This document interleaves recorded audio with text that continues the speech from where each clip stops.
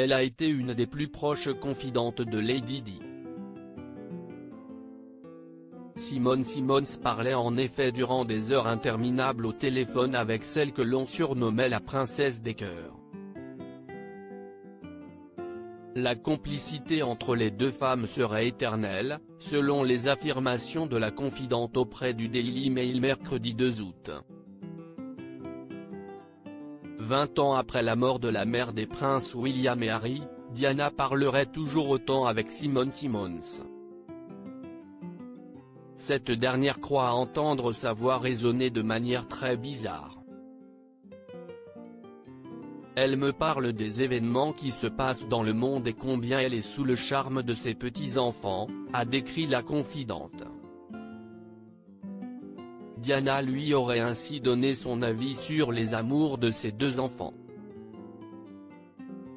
Et alors que l'une semble plaire à la belle-mère, ce serait un peu plus compliqué pour la seconde. Elle est plus qu'heureuse de voir Kate Middleton avec son fils. Si est parfait, a expliqué Simone Simons. Elle s'est inquiétée lorsqu'elle a vu qu'elle perdait beaucoup de poids à une période, a ajouté l'amie qui parle aux défunts. Voter pour le Brexit au risque de briser le cœur des fans de l'actrice, Meghan Markle, en revanche, ne serait pas la femme de la vie du prince Harry. Cela fait quelque temps maintenant qu'elle a dit que, lorsqu'il rencontrera la bonne personne, il le saurait au moment venu. Elle pensait que l'une de ses anciennes copines était celle qui convenait parfaitement, mais manifestement cela n'a pas marché. Peut-être qu'elle ne supportait pas toute cette pression. A livré la confidente. Serait-ce Chelsea Davy, l'ex-compagne du prince qui a mis un terme à leurs 6 ans de relation car elle refusait de passer sa vie sous les projecteurs?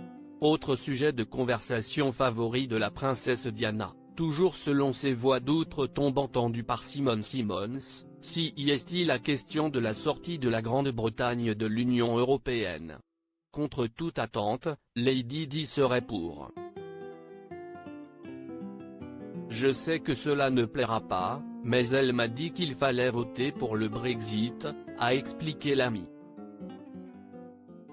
Elle m'a conseillé de voter ainsi car la Grande-Bretagne était très prospère avant lui, a-t-elle justifié.